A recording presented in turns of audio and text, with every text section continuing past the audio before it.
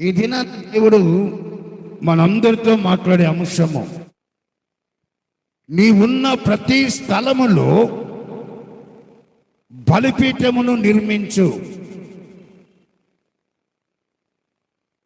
ఈరోజు మన యొక్క ధ్యానాంశము, నీ ఉన్న ప్రతి స్థలములో బలిపీఠమును నిర్మించు. ఈ వాక్యము దేవుడు మనందరితో మాట్లాడి ఆశీర్వదించునుగాక. ఎందుకు బలిపీఠమును నిర్మించాలి? ఆ బలిపీఠం ద్వారా మనకేంటి ఆశీర్వాదము? నిర్మిస్తే మనకు వచ్చే ధన్యత ఏంటి? అసలు బలిపీఠం అంటే ఏంటి? ఈరోజు ఈ యొక్క అంశం ద్వారా దేవుడు మనందరినీ పురుగొలిపి ఆస్వాదించాలని కోరుచున్నాను. అసలు బలిపీఠమునకు నిర్మాణకర్త, నిర్మించిన వాడు మొట్టమొదటి వ్యక్తి ఎవరంటే నోవహు గారండి. ఆల్టర్ అన్న యొక్క పదము నోవహు కాలంలో స్టార్ట్ అయింది.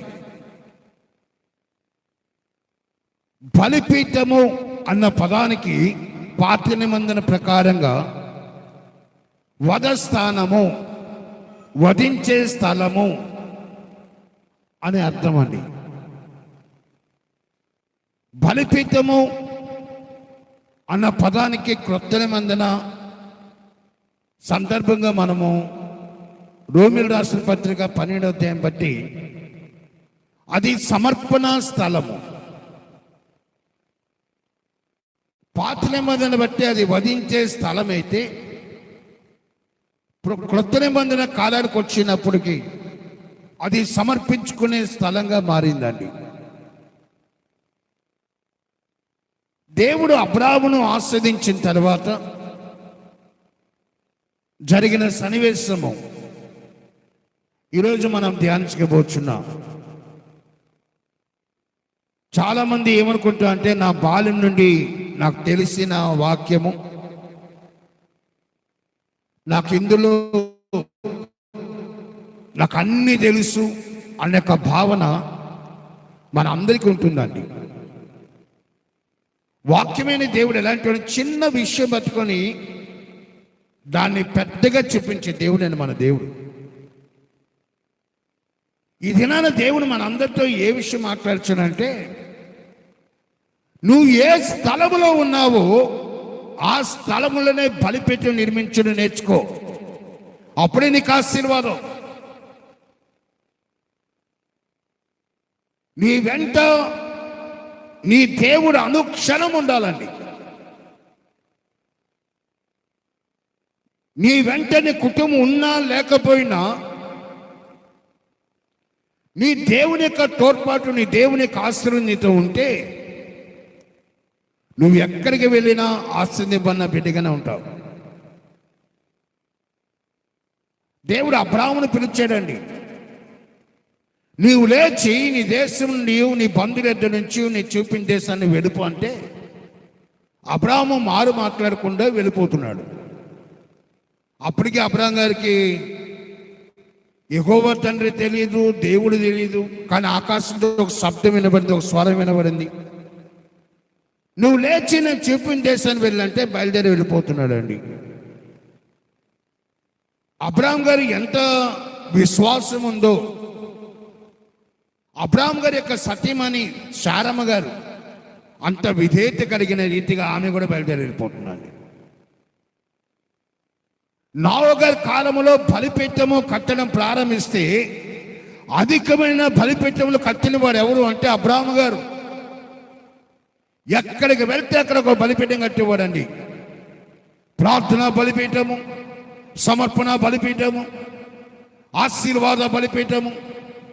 ఎక్కడికి వెళ్తే అక్కడ ఆ యొక్క స్థితిగతులను బట్టి, ఆ పరిస్థితులను బట్టి ఒక బలిపీఠం నిర్మించి దేవునికి బలులు అర్పించి ఆ స్థలమును ఒక మంచి యొక్క నామధేయం ఇచ్చి మంచి యొక్క భక్తునిగా జీవించిన వారు అబ్రాహాము గారండి. 22వ అధ్యాయానికి వస్తే మొదటి వచనంలోనే ఏమన్నారు? ఆ సంగతిలో జరిగిన తర్వాత అక్కడ మన ప్రశ్న వేసుకోవాలంటేనే ఏ సంగతులు జరిగిన తర్వాత, ఆ సంగతులు జరిగిన తర్వాత అని దేవుడు అంటే మనకు ఆన్సర్ రావాలంటే ఏ సంగతులు జరిగిన తర్వాత అని నువ్వు ప్రశ్నించుకుంటేనే ఆన్సర్ వస్తుందండి. జవాబు రావాలంటే ఖచ్చితంగా ప్రశ్న ఉండాలి. పరిశుద్ధాత్మ దేవుడు ఆదికాండం ఆ సంగతులు జరిగిన తర్వాత దేవుడు అబ్రాహామును పరిశోధించెను. ఏ సంగతులు అంటే దేవుడు అబ్రాహాము గారిని పిలిచాడు, అబ్రాహాము గారిని ఆస్వాదించాడు, అతని సంతతిని వర్ధలింపజేశాడు, అతని కుటుంబాన్ని విస్తరింపజేశాడు, అతనికి ఆస్తిపాస్తులు సమకూర్చాడు, కొంత కోటీశ్వరుడిగా మారిపోయాడు, తనకు భార్య బిడ్డలు అందరూ కూడా కలిగారు, వృద్ధాప్యం వచ్చేసింది, అన్ని స్థితిగతులు కూడా మారిపోయినాయి. మంచి యొక్క ఆనందదాయకున్న పరిస్థితుల్లో వృద్ధాప్యంలో మంచి చక్కటి యొక్క నవ్వు కలిగించే కుమారుని కలిగినప్పుడు ఈ పరిస్థితులన్నీ స్థితిగతులన్నీ ఆశీర్వాదాలన్నీ ఇచ్చిన తర్వాత దేవుడు అబ్రాహామును పరిశోధించను. కొంతమందికి పరీక్షలు ఎలా వస్తాయంటే ఆశీర్వాదాలు రాకముందే పరీక్షలు వచ్చేస్తాయండి. కొంతమందికి దేవుడు ఎలాంటి పరీక్షలు ఇస్తాయంటే బాగా ఆస్వాదించి బాగా వర్ధలింపజేసి తర్వాత పరీక్ష పెడతాడు. నువ్వు నిలబడుతున్నావో లేకపోతే పడిపోతున్నావో తెలుసుకోవడానికి అప్పుడు పరీక్ష పెడతాడండి. మనకు మంచి ఎగ్జాంపుల్ మాజీ సీఎం గారు జగన్మోహన్ రెడ్డి గారు 5 సంవత్సరాలు ఏకధాటిగా దేవుడు ఆశించాడండి. ఆయన చెప్పిందే వేదం, ఆయన చెప్పిందే శాసనం. ఈ 5 సంవత్సరాలు విస్తరించాడు. ఆయన మంచి పేరు ప్రఖ్యాతులు దేవుడు అనుగ్రహించాడు. చిన్న వయసులో హుందాగా బ్రతకడానికి దేవుడు అనుగ్రహం చెప్పాడండి. ఎప్పుడైతే ప్రభుత్వం మారిందో ఇప్పుడు ఆయన పరిస్థితి ఎంత ఘోరాతి ఘోరంగా ఉందంటే క్రైస్తవుడు అన్నవాడు ప్రార్థన చేయక మాండండి. ఒక్కడే మిగిలిపోయాడండి, ఒక్కడే మిగిలిపోయాడు. చుట్టూ అన్ని సమస్యలే, చుట్టూ అన్ని వలయాలే, చుట్టూ అన్ని చిక్కులే. ఇటు కుటుంబం నుంచి కూడా సపోర్ట్ లేదు, స్నేహితుల నుంచి సపోర్ట్ లేదు, బంధువుల నుంచి సపోర్ట్ లేదు, ఎవరి వరకు ఎటువంటి సపోర్ట్ లేదు. మానసికమైన క్షోభ, మానసికమైన టార్చర్ అనుభవిస్తూ అంటున్న మాట ఏం తెలుసా? నా దేవుడు నా పక్షుండగా నాకు విరోధి ఎవడన్నాడు అన్న దేవుని బిడ్డలకున్న గొప్ప లక్ష్యం. దేవుని నామమున మహిమ కలుగును గాక. ఈరోజు వాక్యం దగ్గర మాట్లాడుచున్నాడు. దేవుని యొక్క పరిశోధన ఏ సమయానికి వస్తుందో ఎవరు చెప్పలేమండి.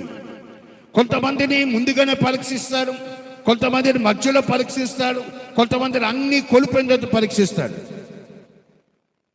కానీ అబ్రాహాము గారి యొక్క పరిశోధించిన ఎలాంటి పరీక్ష అంటే అబ్రాహాము గారి యొక్క ఆలోచనలో స్థిరం కలిగి ఉన్నాడా లేదా అని పరీక్షించాడండి. 22వ అధ్యాయం ప్రకారంగా విధేయతలో స్థిరంగా ఉన్నాడా లేదని దేవుడు పరీక్షించాడు. ఆయన ప్రారంభ దినాల్లో ఎలాగైతే దేవుళ్ళు భక్తిగా సాగాడు, విధేయతను కనపరిచాడు, ఇప్పుడు నీ కొడుకుని తీసుకెళ్ళి నువ్వు బలిమ్మని చెప్పి దేవుడు చెప్పినప్పుడు అదే విధేయతను కనపరుస్తున్నా లేదని దేవుడు పరీక్ష పెట్టాడు. సమర్పణ విషయంలో పరీక్ష, విధేయత విషయంలో పరీక్ష, అన్నిట్లో కూడా అబ్రాహాము గారి యొక్క జీవితంలో పరీక్షేనండి. కానీ అబ్రాహాముకు ఉన్న మంచి లక్షణం ఏంటంటే పరీక్షలో విజయం సాధన కోసం ప్రయాసపడ్డాడు. కానీ పరీక్షలు వచ్చినప్పుడు, సమస్యలు వచ్చినప్పుడు, కష్టం వచ్చినప్పుడు, వేదన వచ్చినప్పుడు బలిపీఠమును కట్టడం నేర్చుకున్నాడండి అబ్రాహాము గారు.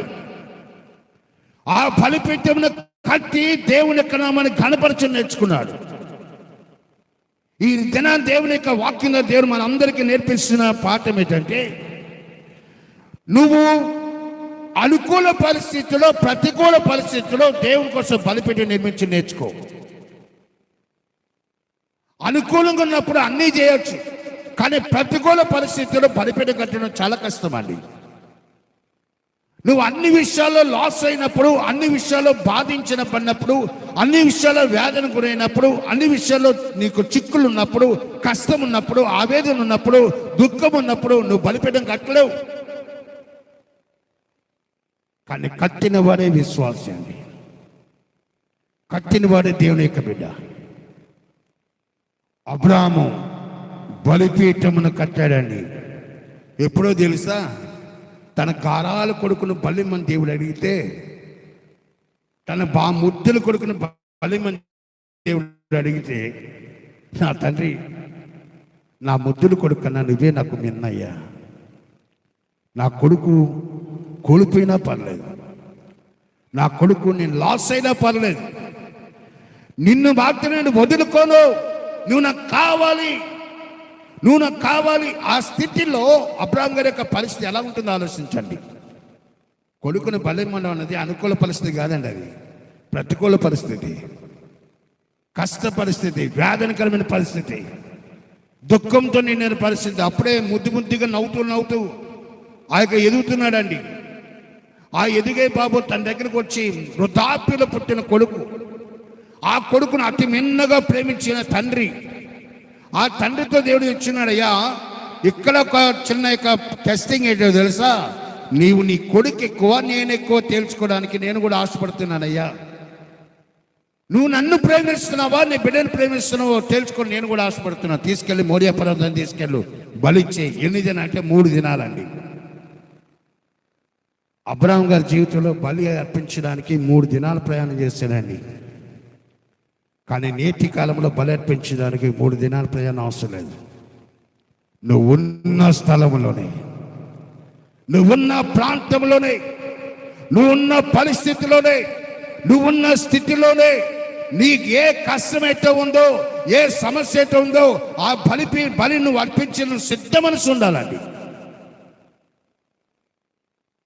ఆదికాండము 18వ అధ్యాయం 22వ వచనం ఒక మంచి మాట రాయబడి చదవడం ఒకసారి. ఆదికాండం 18వ అధ్యాయం 22వ వచనం ఎవరైనా చదివి సాయం చేయండి.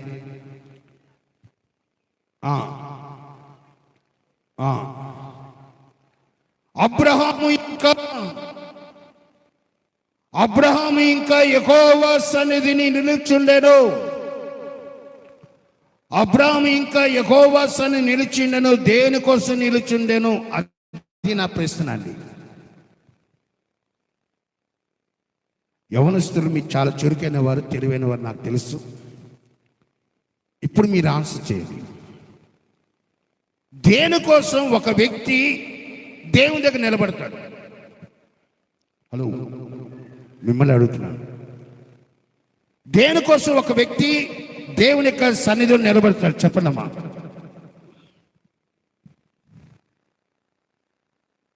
దేనికోసం?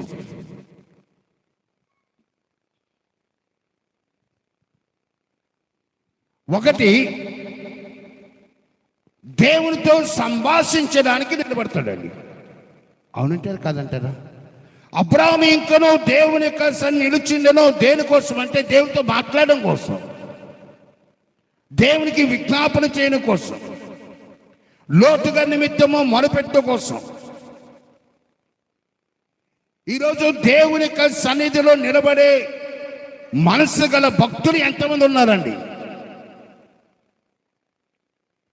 ఆయన సన్నిధిని నిలబడి ఆయనతో సంభాషించడానికి, ఆయనతో మాట్లాడడానికి, ఆయనతో మాట కలపడానికి ఎంతమంది ఇష్టపడుతున్నాం?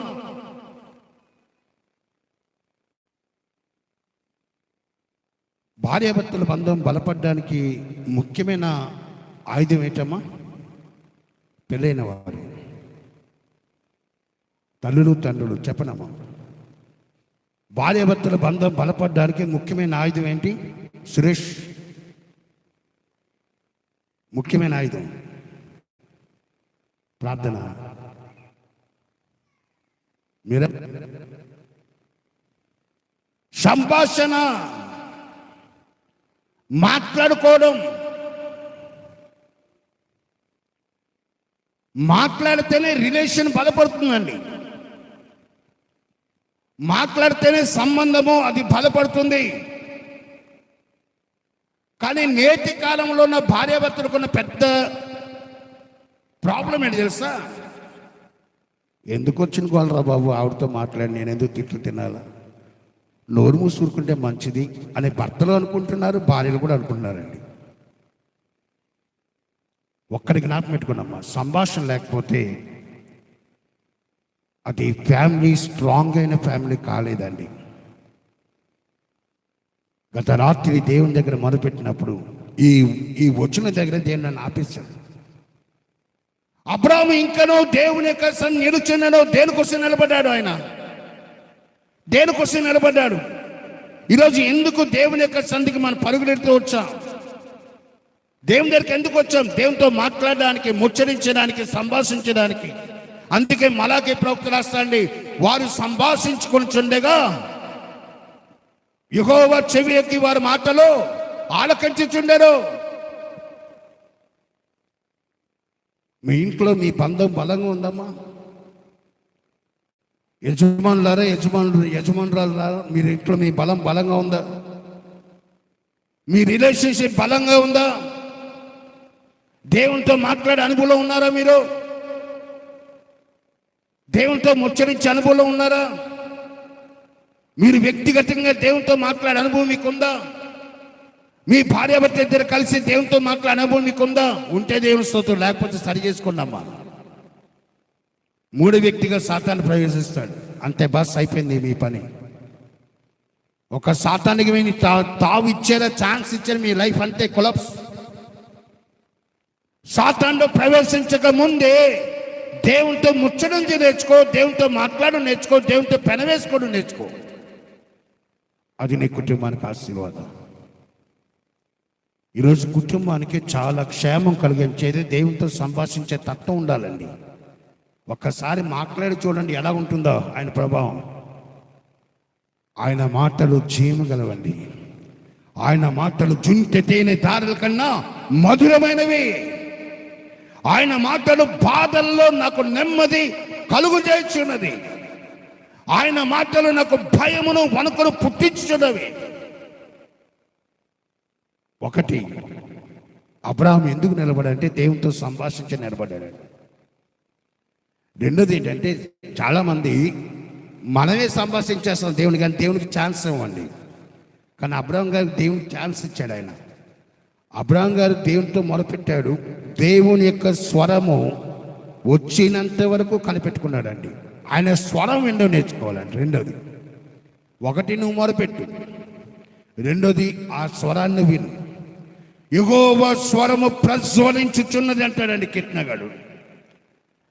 యెహోవా స్వరము ప్రజ్వలించుచున్నది. ఆయన స్వరము విండో నేర్చుకుంటే నువ్వు ప్రభాంగల బిడ్డగా మారిపోతావు.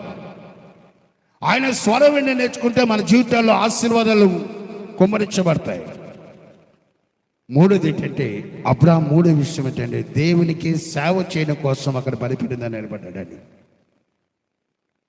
ఈ మూడు యొక్క సత్యాన్ని మనం గమనించాలి. బలిపీఠము కట్టడం ఎంత ప్రాముఖ్యమో, ఆ బలిపీఠంను కట్టే విధానం మనం నేర్చుకోవాలండి. బలిపీఠం కట్టడానికి నువ్వు ఎలా పడితే అలా వచ్చేస్తే కుదరదు. దేవుడు చెప్పిన ప్రాసెస్ ఉంది, దేవుడు చెప్పిన పద్ధతి ఉంది. ఆయన చెప్పిన పద్ధతిలో నువ్వు బలిపీఠం కడితే అది నీకు, నీ కుటుంబానికి, నీ జీవితానికి ఆశీర్వాదం. మన ఇష్టానుసారంగా బలిపీఠం కట్టేసే దేవుని యొక్క ఆశీర్వాదం దిగి రావండి. అబ్రాహాం గారు బలిపీఠం కట్టినప్పుడు చాలా మంచి యొక్క పద్ధతిని వాడాడండి. మలిచిన రాళ్ళు కాదండి అబ్రాహాం యూజ్ చేసింది, మలచని రాళ్ళతో బలిపీఠం కట్టాడు. సుత్తి సేన ఏది పడకుండా ఉన్న రాళ్ళని తీసుకొచ్చి బలిపీఠం కట్టడం నేర్చుకున్నాడు అబ్రాహాం. ఇదేనైనా మనం ఏం చేస్తామంటే, మలిచిన రాళ్ళు, ఒకరు వాడేసిన రాళ్ళు, ఒకరు ఉపయోగించిన రాళ్ళు, దాంతో బలిపీఠాలు కట్టాలని ప్రయత్నం చేస్తుంటామండి. ఈరోజు దేవుని యొక్క వాక్యంలో మాట్లాడుచున్నాడు. బలిపీఠం మీద అగ్ని నిత్యము మండాలంటే నువ్వు బలిపీఠం కట్టే విధానం నేర్చుకోవాలండి. బలిపీఠం కట్టే విధానం నేర్చుకోవాలి. బలిపీఠం కట్టడానికి మొట్టమొదటిది ఏంటంటే ప్రిపరేషన్ అవసరం, సిద్ధపాటు అవసరం అండి. సిద్ధపాటు అన్నది బలిపీఠము కట్టడానికి అవసరం. బలిపీఠము మనమైతే అగ్ని పరిశుద్ధాత్మ దేవుడు, అగ్ని దేవుని యొక్క సన్నిధి, అగ్ని అయిన దేవుడు మనలో నివసించినప్పుడు మనము గొప్ప వ్యక్తులుగా మార్చబడగలమండి. బలిపీఠం కట్టినప్పుడు బలిపీఠం మీద అగ్ని నిత్యము మండుతూ ఉంటే ప్రభువు కొరకు నువ్వు ఎప్పుడు కూడా మండుతూనే ఉంటావు, మనము ఎప్పుడు మండుతూనే ఉంటాం. మంట లేనివాడు దేవుని యొక్క సంతానం కాదు. మంట లేని వారిలో భారం ఉండదు, మంట లేని వారిలో బాధ్యత ఉండదు, మంట లేని వారిలో దుఃఖం ఉండదు, మంట లేని వారిలో ఎప్పుడు కూడా ఐక్యమైన విచారం తప్ప, ఇహలోకపరమైన ఆలోచనలు తప్ప దైవికమైన ఆలోచనలు ఎప్పుడూ ఉండవండి. అందుకే ఈ దినమ్మ దేవుడు మనకు నేర్పే పాఠం ఏంటంటే బలిపీఠమున కట్టు.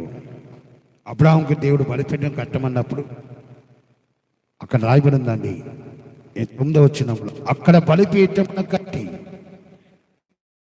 కట్టెలు చక్కగా పేర్చి తన కుమారుడు ఇస్సాకును బంధించి ఆ పీఠం పైన ఉన్న కట్టెల మీద ఉంచెను. అక్కడ క్రమాన్ని పాటించాడండి. తన్ను సిద్ధపడి తన కొడుకును సిద్ధపరిచి బలిపీఠమును సిద్ధపరిచాడు. ఆ టైంలో మన ఇస్సాకు గారి వయసు టీనేజ్లో ఉన్నాడండి. తనకు అన్నీ తెలుసు. ఆ ఇస్సాకు గారి వయసు ఇప్పుడు మనలో ఎవరైనా సరే నా కొడుకుని, ఫర్ ఎగ్జాంపుల్ నా కొడుకుని చేతులు కాలు కట్టేసి నేను అలాగా పడుకోబెట్టగలనా? ఇది మొదటి ప్రశ్న, దేవుడు నన్ను అడిగిన ప్రశ్న. రెండోది, నేను పడుకోబెడితే నా కొడుకు పడుకుంటాడా? నా కొడుకు ఖచ్చితంగా విధేయత చూపుతాడా? అక్కడ అబ్రాహాము కనపరిచిన విశ్వాసము ఇస్సాకు కూడా కనపరుస్తున్నాడండి. అక్కడ నాయన నా తండ్రి అని సంబోధిస్తూ కత్తెలు ఉన్నాయి, కత్తె ఉంది, అన్నీ ఉన్నాయి, గొరిపెలేదు నాయన, గొరిపెలేదు, దేవుడే చూసుకుంటాడు అన్నప్పుడు అర్థమైపోయిందండి ఇస్సాకు గారికి. ఆ గొరిపెలు నేనే అని చెప్పి ఆ కట్టెలు చక్కగా పేర్చాను. బలిపీఠమును చక్కగా పేర్చడం నేర్చుకోవాలండి. బలిపీఠం ఎలా పడితే అలాగా, ఎక్కడ పడితే అక్కడ, నువ్వు ఉన్న స్థలంలో బలిపీఠం ఎలా కట్టాలంటే చక్కగా కట్టెలు పేర్చి నీ దేవుడు నీ యొక్క బలిపీఠంను చూసి దిగి రావాలి. అగ్ని కుమ్మరించబడాలి, ఆశీర్వాదం కుమ్మరించబడాలి, నువ్వు దీవులతో నింపబడాలి. అబ్రాహాము ఎలా పడితే అలా కట్టుంటే ఈరోజు అబ్రాహాము గురించి మనం ధ్యానించుకోము, ఇస్సాకు గురించి మనం ధ్యానించుకోము. వారి యొక్క క్రమాన్ని పాటించారు కాబట్టి వారి ద్వారా వచ్చిన ఆశీర్వాదాలు చూసి అబ్రాహాము ఆ బాధలు కూడా అబ్రాహాము గారు వ్యక్తపరిచిందే తెలుసా? నా కొడుకు ఒక్కనే పోగొట్టుకుంటే నీవు 100 మంది కొడుకులు ఇవ్వగల దేవుడవు. దేవుడు నామమున మహిమ కలుగును గాక. హల్లెలూయా. అబ్రాహాము గారి యొక్క విశ్వాసం ఎంత విశ్వాసమో చూడండి. నాయన నువ్వు నన్ను పరీక్షిస్తున్నానేసి నాకు క్లియర్గా అర్థమైపోయింది. నాకు పరీక్ష పెడుతున్నావు దేనికోసం అంటే, ఇప్పటి వరకు నిన్నే ప్రేమించాను, నిన్నే ఆరాధించాను, నీకే టైం ఇచ్చాను, అన్నీ నీకే చేస్తాను. ఇప్పుడు నా కొడుకు వచ్చాడు, నా కొడుకు నేను కొద్దిగా సరదాగా టైంపాస్ చేస్తున్నాను. ఇప్పుడు నువ్వు నాకు పరీక్ష పెడుతున్నావు. నేను కావాలా నీ కొడుకు కావాలో తేల్చుకుంటున్నావు. నా కొడుకు నాకు వద్దయ్యా, ఎందుకంటే నాకు నువ్వే కావాలి. నా కొడుకు లాంటి 100 కొడుకులు ఇవ్వగల దేవుడు నువ్వు. ఈ కొడుకు తీసుకున్నా సరే 100వ సంవత్సరం నాకు బిడ్డను అనుగ్రహించిన దేవా, 101వ సంవత్సరంలో నా బిడ్డను ఇవ్వగల సమర్థుడవు నువ్వు. నీకు అసాధ్యం ఏది లేదు కనుక నా బిడ్డనే తీసుకో అని చెప్పి ముందుకెళ్ళిపోతున్నాడండి. అది విశ్వాసం, అది నమ్మిక. ఈరోజు బలిపీఠంను కట్టినప్పుడు శ్రద్ధాభక్తులు కనపరచాలండి. బలిపీఠము అనగా నెంబర్ 1, అక్కడ అబ్రహాము చేసిన మొదటి పని దేవునికి సరెండర్ అయిపోయాడండి, లొంగిపోయాడు. బలిపీఠమును సమర్పించినప్పుడు, బలిపీఠం దగ్గర సమీపించినప్పుడు మనం చేయవలసిన మొదటి పని అగ్ని దిగి రావాలంటే మన జీవితంలో దేవుడు చూసేది నువ్వు లొంగిపోవాలి, దేవునికి సరెండర్ అయిపోవాలి. అన్నీ కూడా దేవుని యొక్క బలిపీఠం ఉంచేయాలండి. సరెండర్ ఎప్పుడవుతుందో తెలుసా? ఏ చీకులు చింతలు లేకపోతే నువ్వు దేవునికి సరెండర్ అయిపోతావు. నువ్వు దేనిని బలిపీఠమే ఉంచుతున్నావు అండి. అబ్రహాం గారు దేన్ని బలిపీఠం ఉంచండి, తన కొడుకును మాత్రమే కాదు, తనలో ఉన్న దుఃఖాన్ని బలిపీఠం పెట్టాడు, తనలో ఉన్న విచారాన్ని బలిపీఠంగా పెట్టాడు, తనలో ఉన్న కృంగుదలాన్ని బలిపీఠంగా పెట్టాడు. నా తండ్రి, నాకు కలిగిన ప్రతి బాధ వేదన యావత్తు కూడా నీకే సమర్పిస్తున్నానయ్యా, నువ్వు తీసుకో. ఈరోజు బలిపీఠను కట్టినప్పుడు మొట్టమొదటి కారణం ఏంటంటే దేవునికి నిన్ను సరెండర్ అయిపోవాలి, నీకు నువ్వుగా సరెండర్ అయిపోవాలి, లొంగిపోవాలి. ఎంతవరకైతే నువ్వు లొంగవో అంతవరకు లోకంలో తిరుగుతూనే ఉంటావు. రన్నింగే, మన లైఫ్ అంతా రన్నింగే. యాకోబు పరిగెత్తాడండి, నువ్వు పరిగెత్తనైనా పరిగెత్తు, నువ్వు ఎంత పరిగెడతావు పరిగెత్తని దేవుడు వదిలేశాడు యాకోబును. తను పరుగు పరుగు పరుగు పరుగు లాస్ట్కి ఎబ్బోకు రేవు దగ్గరకు వచ్చినంత వరకు పరుగండి యాకోబు గారి జీవితం. ఏ నోటితో పరిగెత్తు నేర్చుకున్నాడో అదే నోటితో అన్నాడు, నాయన ఇంక నేను పరిగెత్తలేను తండ్రి, నేను పరిగెత్తలేను ఆయన, నేను సమర్పించుకున్నాను, నేను లొంగిపోతున్నాను. ఈ దినాన వాక్యం వింటున్న దేవుని యొక్క సంగమా, దేవుని యొక్క సన్నిధిని నిర్లక్ష్యం చేసి నీ వ్యాపారం కోసమావు, నీ బిడ్డల కోసమావు, నీ ఉద్యోగం కోసమావు, నీ దేని కోసమావు దేవుని నిర్లక్ష్యం చేసిన పరిగెత్తు, దేవుడు వదిలేస్తాడు నేను. కానీ టైం వచ్చినప్పుడు పిండి చేసి పడేస్తాడండి. ఆయన సమయం వచ్చినప్పుడు నిన్ను నలగొడతాడు, అప్పుడు ఏడుస్తావు లబోదీపమని. దేవునితో మనం ఎప్పుడు కూడా ఫైట్ చేయడానికి మనకు కుదరదండి. దేవుని దగ్గర ఎప్పుడైతే మనం సొంతంగా మనం లోబడిపోతామో, అంకితమైపోతామో, సమర్పించుకుంటామో నీ శీఘ్రంగా నీకు ఆశలు వస్తాయి. దేవునికి లోబడకుండా నువ్వు పరిగెడతావా, దేవుడు నిన్ను విడిచిపెడతాడండి. కానీ లాస్ట్కి మన తిరిగి ఆయన దగ్గరికి వస్తావు, అప్పుడు ఏడుస్తావండి. నా టైం అంతా వృధా చేసుకున్నాను, నా సమయం అంతా పోగొట్టుకున్నాను, అయ్యో ఇంత టైం వేస్ట్ అయిపోయింది, ఎందుకు వచ్చింది జీవితం ఇది, అప్పుడు ఏడుస్తావండి. బలిపీఠం అనగా దేవుని యొక్క సన్నిధిలో లొంగిపోవడము. రెండోదిగా బలిపీఠం కట్టినప్పుడు నువ్వు చేయవలసిన రెండోది అది సాక్రిఫైస్, త్యాగము, సమర్పణ. దేవుని యొక్క సన్నిధిలో త్యాగపూరితమైన సమర్పణతో కూడిన జీవితం కనపరిచాడు. మనం బలిపీఠం కడతాం కానీ దేవునికి లొంగమండి. ప్రతి చోట బలిపీఠం కట్టేస్తాం కానీ దేవునికి మనం సమర్పించుకోం. ఎక్కడో ఒక దాన్ని మాత్రం వదిలేస్తాం. 99% దేవునికి అంకితం చేసుకుంటాం. ఒక్కడ మాత్రం ప్రభా ఇది మాత్రం నా వల్ల కాదు నాయన, దీన్ని మాత్రం నేను వదలలేను నాయన, ఇది మాత్రం నాకు ఇష్టమైన తండ్రి, దీని ఒక్కదానే విడిచిపెట్టి దక్కినట్టు నువ్వు తీసుకో. దేవుడు 100కి 100% కోరుతాడు కానీ నువ్వు 99% నువ్వు కరెక్ట్గా ఉండి 1% తప్పైనా సరే దేవునికి వేస్తాండి. మనం ఆశీర్వాదం కూడా అలాగే దేవుడు అనుగ్రహిస్తాడు. ఇక్కడ అబ్రాహాం గారి జీవితంలో దేవుని యొక్క సంపూర్ణమైన దీవెన చూడడానికి అబ్రాహాం గారు ఏ మాత్రం కూడా భయపడలేదు. బలిపీఠం అర్పించడం ముందుకెళ్ళిపోయాడండి. ఒకటి లొంగిపోయాడు, రెండోది సమర్పించడానికి ఇష్టపడ్డాడు, మూడోదిగా లేవికాండం 16వ అధ్యాయం ప్రకారంగా బలి ఖచ్చితంగా మరణస్థలం అయిపోవాలండి.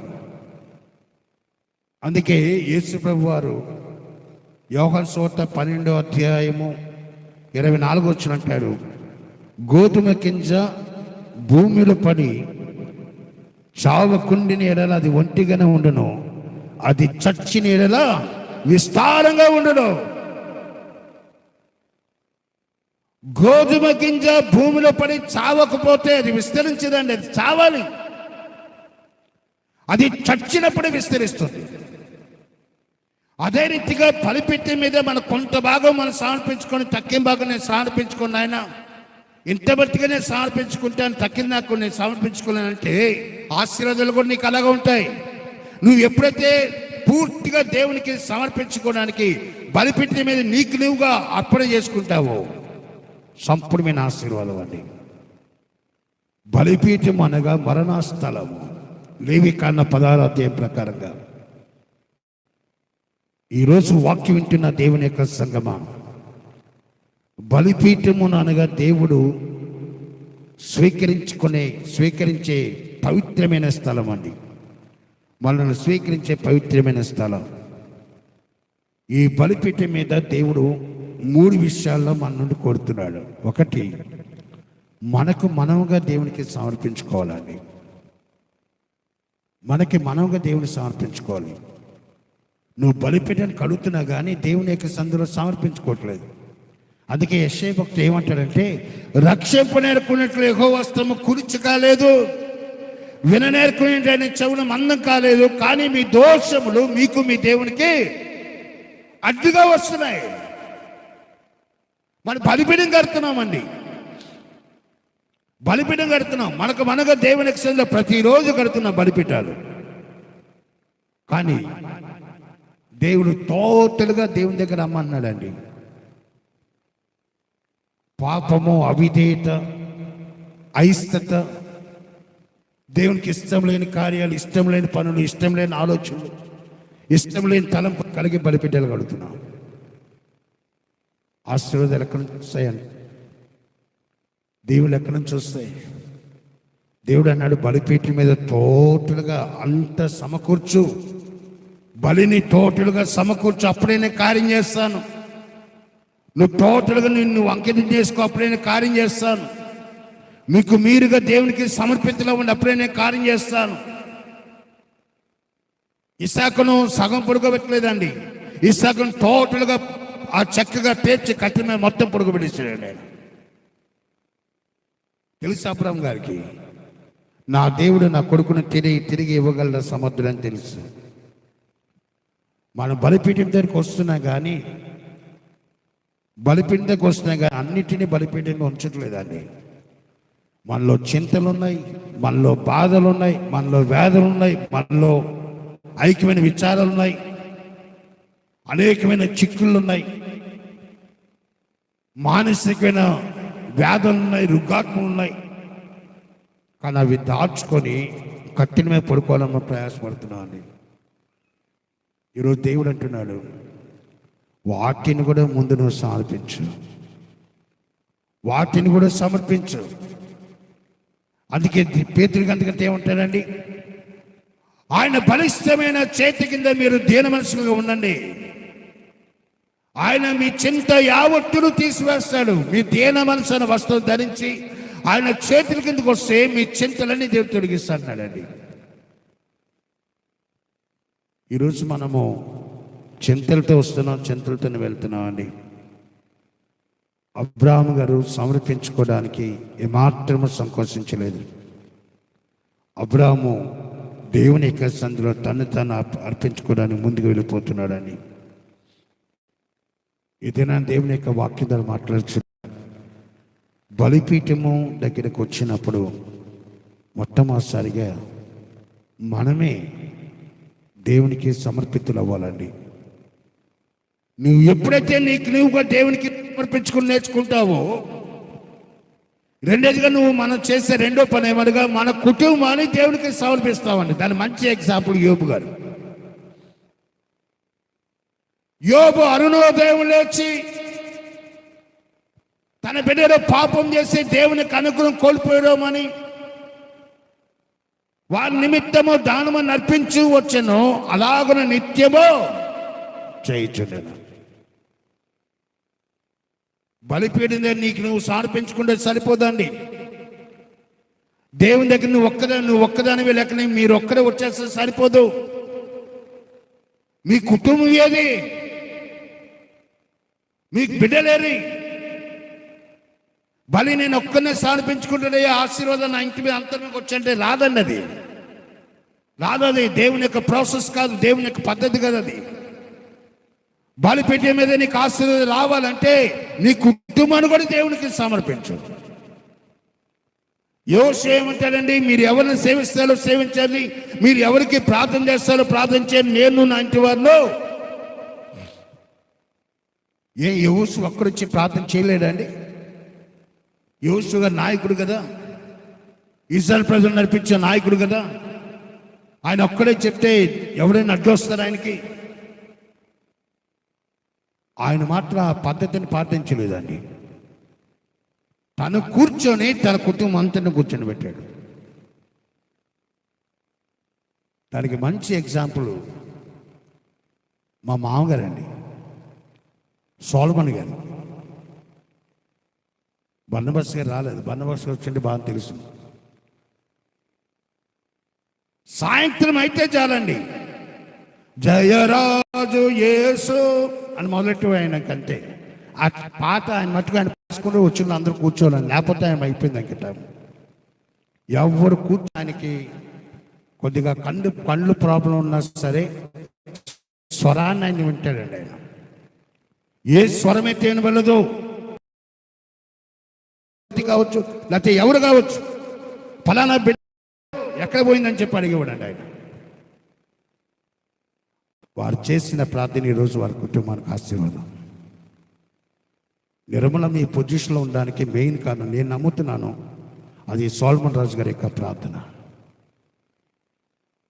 ప్రార్థించు వారు ఒక్కరున్నా సరే ఒక్కని బట్టి దేవుడు ఆ కుటుంబాన్ని కాపాడుతాడండి. ఎందుకంటే ఆయన కుటుంబాన్ని దేవునికి సమర్పించు నేర్చుకున్నాడు. ఆయన కుటుంబ ప్రార్థనలు జరిగితే దేవుని స్తోత్రం జరగబోతు. తన ఇంట్లోనే ప్రతి దినము కూడా కుటుంబ ప్రార్థన ఉండేదండి.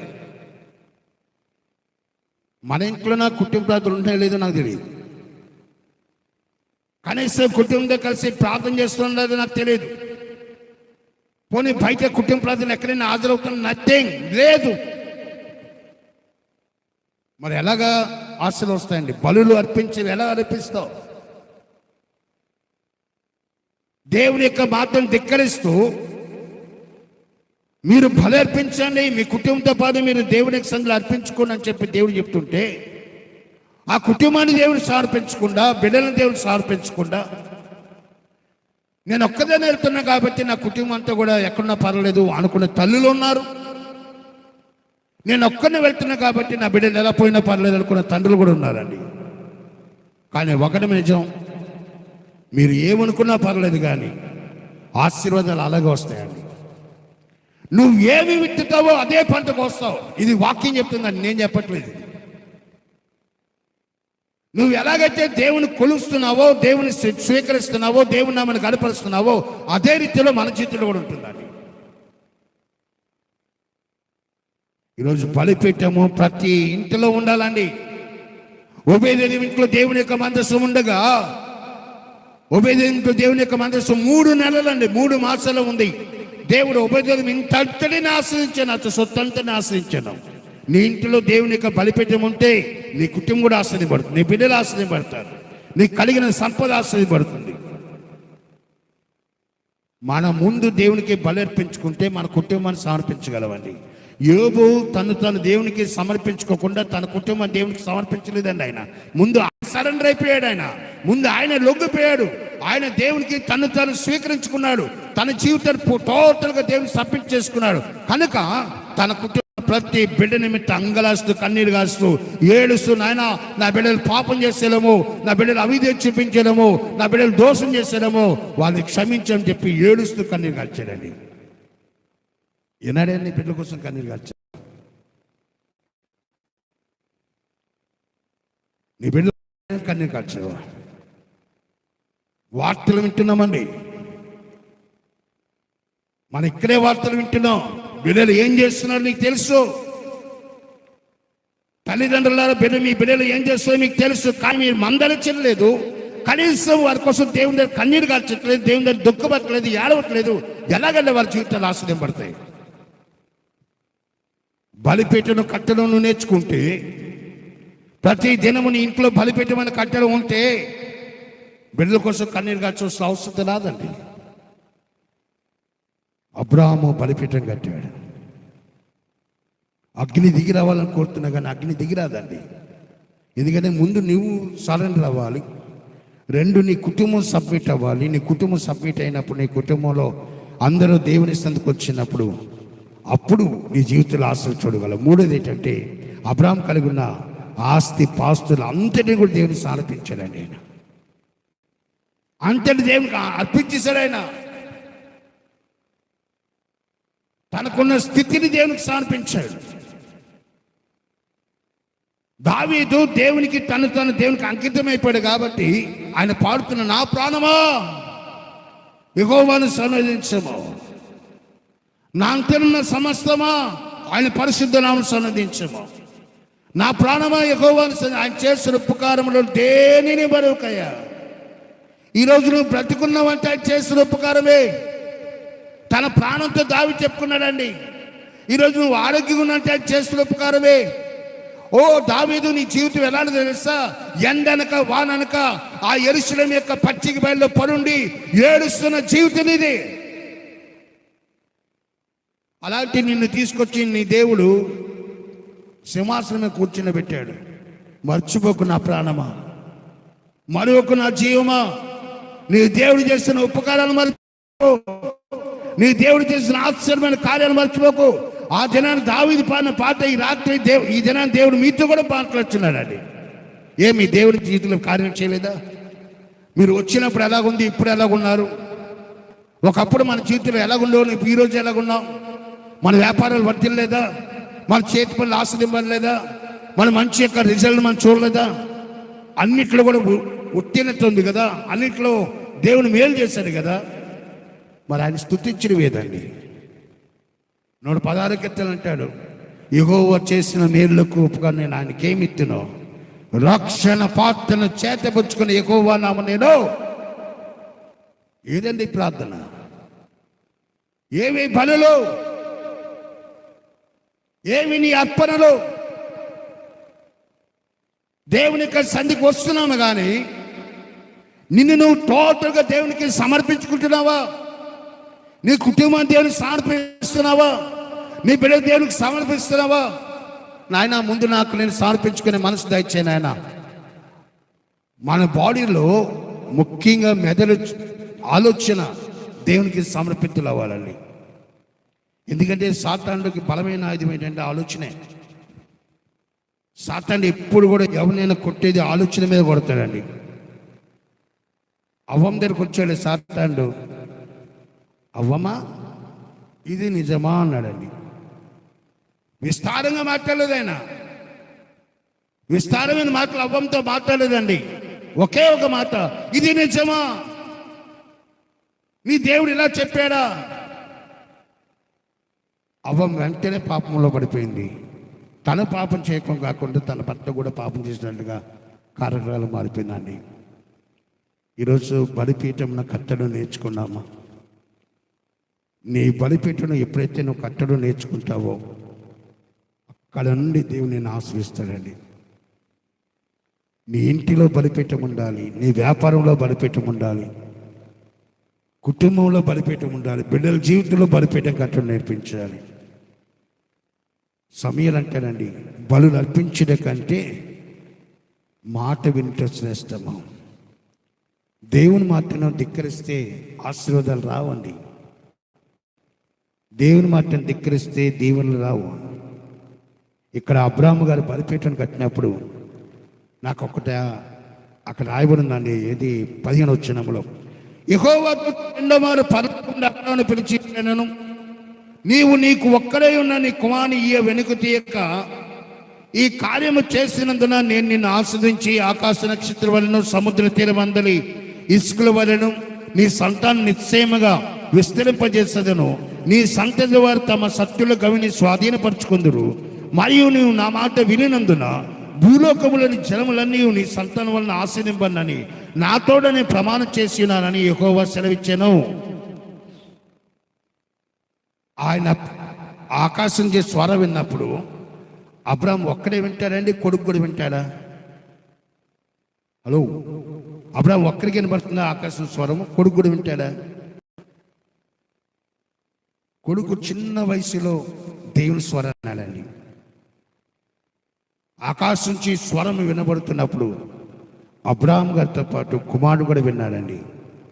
నేను అనుకుంటాను తన లైఫ్ లాంగ్ మర్చిపోలేని సన్నివేశం అండి అది. తన జీవితాంతం మరువనే గొప్ప సత్యం అది.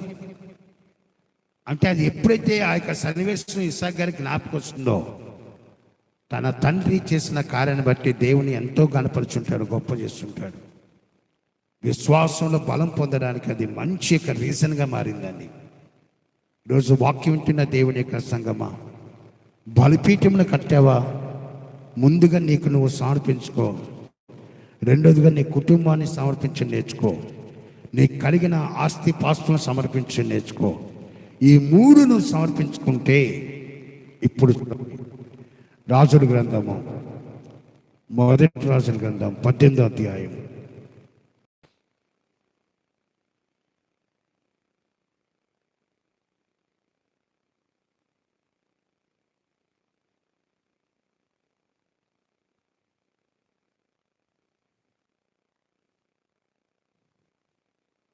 ముప్పై వచనమండి, చదవనమ్మా. అప్పుడు ఏలీయా నా దగ్గరికి రండని జనులందరితో చెప్పగా జనులందరి దగ్గరకు వచ్చి అతడు నంబర్ 1 క్రింద పడద్రోయబడిన యెహోవా బలిపీఠమును బాగు చేసి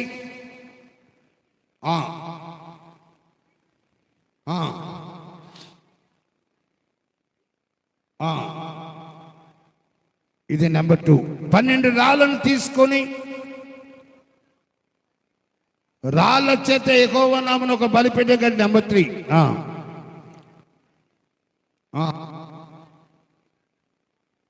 త్రవించి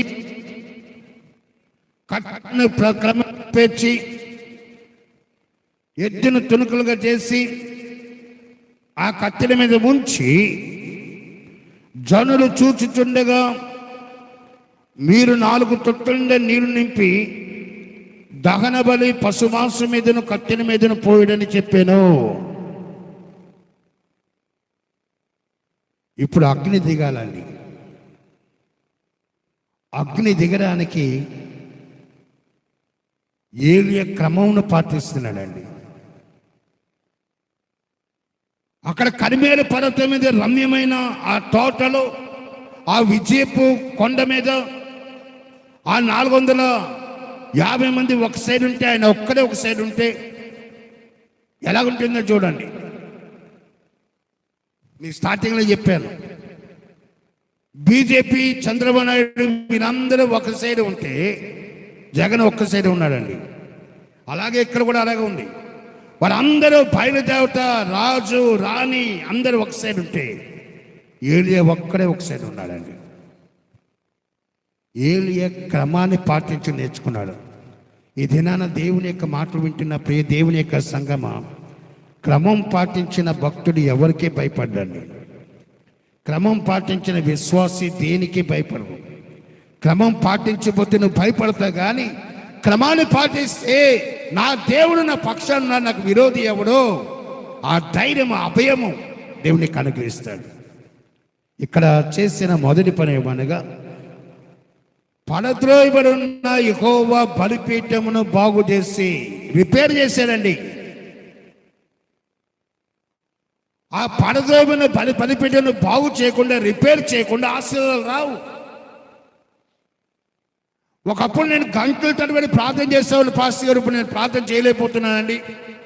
ఒకప్పుడు నేను నిలబడి పాటలు పాడితే ఎంత బాగా వర్షిప్ చేసేదాన్నో, ఎంత బాగా వర్షిప్ చేసేవాడినో, ఇప్పుడు అలా చేయలేకపోతున్నాను. రిపేర్, బాగు చేసుకో. ఆ బాగు చేసుకునేది దేవుని యొక్క సన్నిధిలోనే. ఆ బాగు చేసుకునేది బలిపీఠమును బాగు చేయి, నీ మనస్సును బాగు చేయి, నీ హృదయాన్ని బాగు చేయి. నువ్వు దేవుని యొక్క తిరిగి కట్టవడు.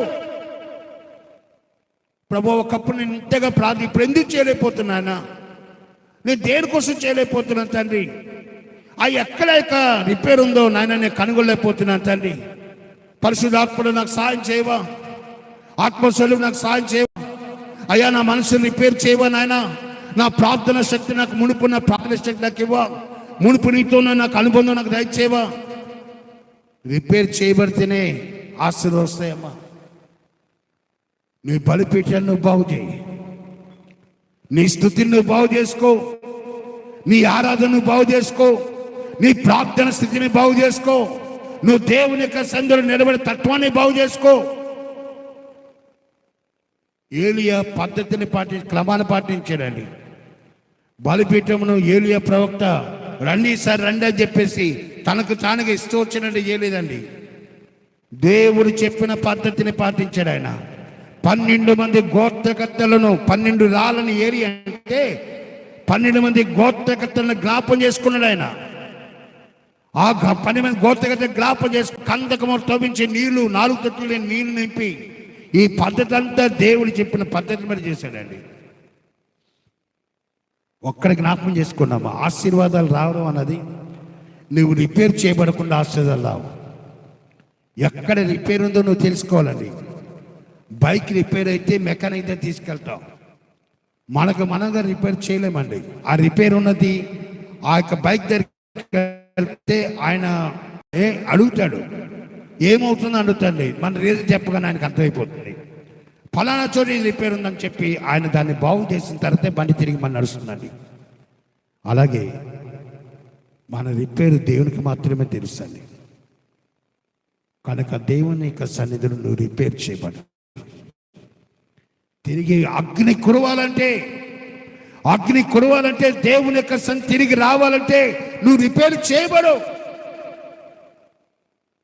నీ కుటుంబం రిపేర్ చేయబడాలండి. ఒక్కరు పాపం చేసేవారు నేను గ్యారెంటీ ఇస్తాను, ఒక్కరి ద్వారా అంటే అసలు రావు. దానికి మంచి ఎగ్జాంపుల్ ఆకానే.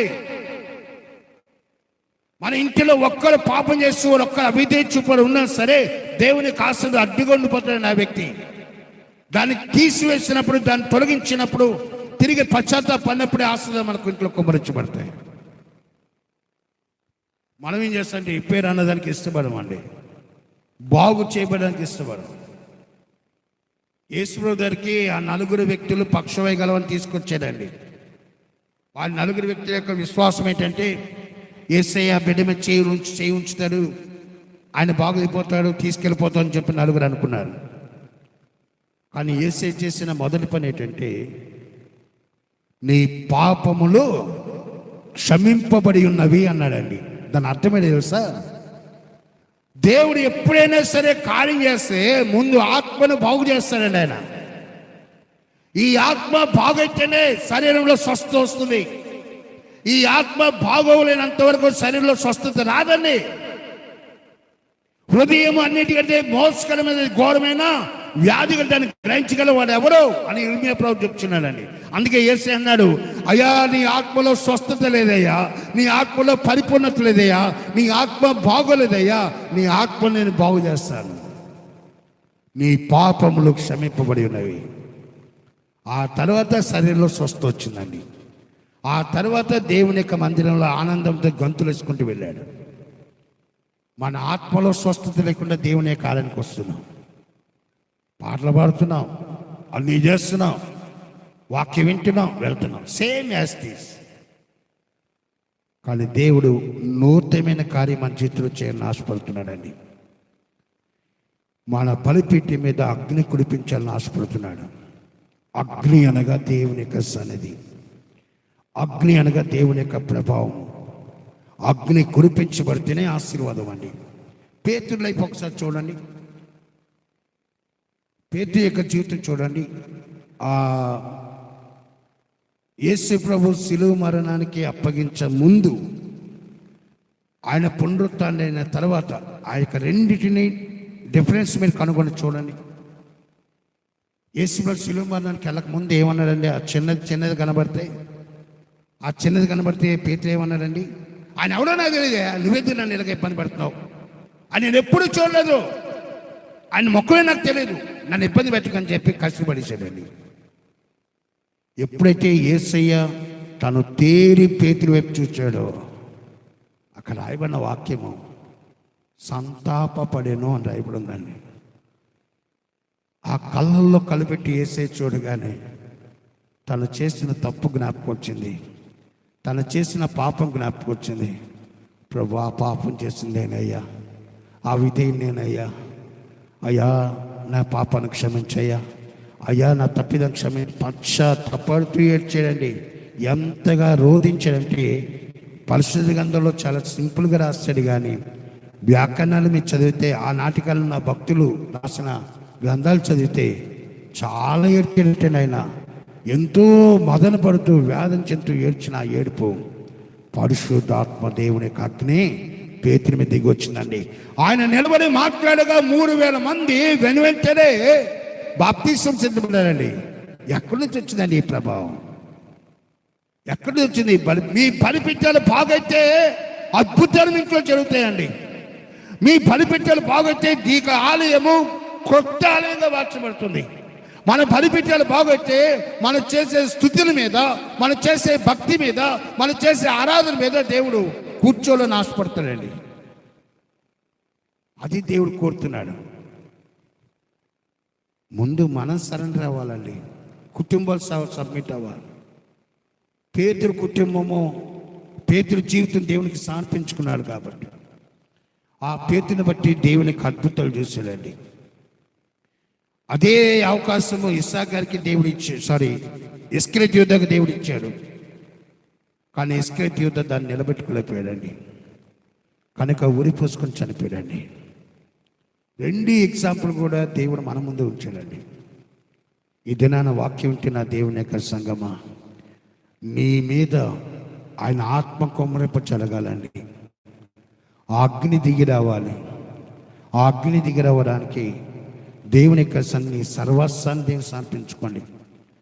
ఇక యెషయా గారు ఏమంటారండి? యెషయా గారు ఏమంటారు? 6వ అధ్యాయంలో ఆ యొక్క దర్శనాన్ని చూస్తాడు. యెషయా గారి దర్శనాన్ని చూస్తాడు. ఎవడున్నాడయ్యా నా కోసం వెళ్ళవాలంటే నేనున్నానయ్యా, నేను పాపునయ్యా, నేనున్నానయ్యా, నేను అభాగ్యునయ్యా అని రొమ్ము కొట్టుకొంచు యెషయా గారు ఏడుస్తుంటే, దేవుని యొక్క వాక్యమైన అగ్ని దిగి వచ్చి ఆయన నాలుకను తాకెను, ముట్టెను.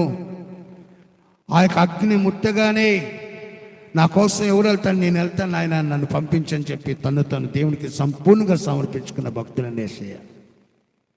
ఇది నా అగ్ని దిగి వస్తే నీ జీవితమే మారిపోతుందండి. అగ్ని దిగి వస్తే మన మాటే మారిపోతుంది.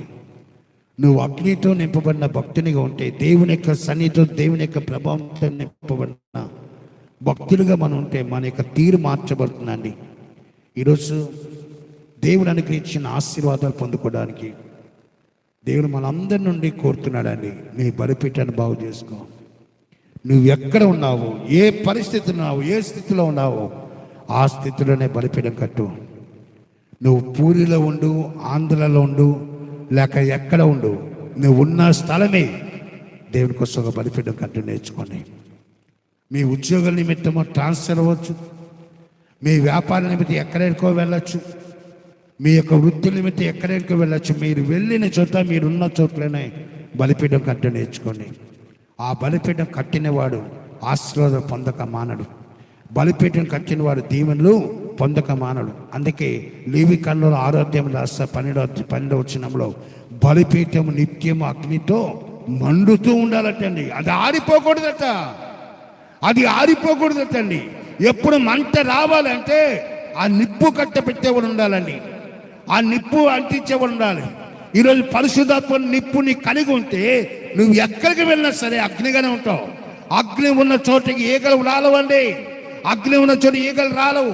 నువ్వు ఎంతగా అగ్నిగా ఉంటావో నీ సమీపానికి దయ్యాపు శక్తులు కానీ, అంధకార శక్తులు కానీ, భూతాలు కానీ ఏవి రావు. వచ్చేయంటే నీలోనే ప్రాబ్లం. ఆ దయ్యం వచ్చేసి పట్టేసిందని అన్నామంటే నీలోనే ప్రాబ్లం ఉంది, నీ ఇంట్లోనే ప్రాబ్లం ఉంది, మీ యొక్క ప్రార్థన జీవితంలోనే ప్రాబ్లం. మీరు రిపేర్ చేసుకోవట్లేదు మీ దాన్ని. చాలాసార్లు ఉంటామండి, పాస్గా నన్ను వచ్చి తొక్కేస్తుందండి, నా పీక నొక్కేస్తుందండి. ప్రార్థన చేయనమ్మా, బలిపీఠం కట్టండి, బలిపీఠం కట్టండి అమ్మా. ఎక్కడ పడిపోతున్నావో అక్కడే బలిపీఠం కట్టు. ఎక్కడ జారిపోతున్నావు అక్కడే బలిపీఠం కట్టు. దేవుని కన్నా దేన్నైతే నువ్వు ఎక్కువగా ప్రేమిస్తావు నువ్వు బలిపీఠం కట్టలేవండి. దాని యొక్క దీనిలో ఉండిపోతావు కాబట్టి నువ్వు బలిపీఠం కట్టడం చాలా కష్టం. బలిపీఠం కట్టిన వాడే ఈ దినాల్లో నిలబడగలడు. బలిపీఠం కట్టిన వాడు నిలబడలేడండి. నిన్న కాక మొన్న రావులకేరలో ఇద్దరు సేవకులు ఏ తప్పు లేకుండా కొట్టాలండి. శరీరం అంతా గాయాలు వచ్చినట్టు కొట్టేశారు వారిని. రాత్రి 2:30 గంటలకు ఆ సంఘం మీద దాడి చేసి ఆ ఇద్దరు సేవకులను అడ్రస్ దగ్గర కొట్టారండి. కానీ పొద్దుటికల్లా అది అందరికీ సంఘం అంతా తెలిసే వారంతా వచ్చి చూస్తే గాయాలతో నింపడున్నాను సేవకులు. ఈరోజు దేవుని యొక్క వాక్యం మాట్లాడుచున్నాడు. బలిపీఠం కడితే దేవుడు మీ పక్షాన్ని చుట్టూ కంచెగా కోటగా ఉంటాడండి. నీకు శ్రమ వచ్చినా, నీకు ఉపద్రవం వచ్చినా, నీకు నింద వచ్చినా, ఆపద వచ్చినా నీ దేవుడు నీ పక్షం ఉంటాడు. ఇది నా అందుకే అబ్రాహాము జీవితంలో అధికమైన బలిపీఠాలు కట్టాడండి. ఈ దినాన్ని దేవుడు ఆ మాటలు మాట్లాడుచున్నాడు. నువ్వు ఎక్కడ ఏ స్థలంలో ఏ ప్రదేశంలో ఉన్నావో అక్కడ నువ్వు బలిపీఠం కట్టి నేర్చుకో. అది నీ కుటుంబానికి ఆశీర్వాదంగా మారుతుంది. అనుకూల పరిస్థితుల్లో, ప్రతికూల పరిస్థితుల్లో నువ్వు బలిపీఠం కడితే నీ దేవుడు నీ పక్షా నుండి నీకు శక్తిని బలాన్ని సమకూరుస్తాండి. అట్టి దేవుని ఆశీర్వాదము దేవుడు మన అందరికీ అనుగ్రహించి నడిపించి దీవించి బలపరచునుగాక. ఆమేన్.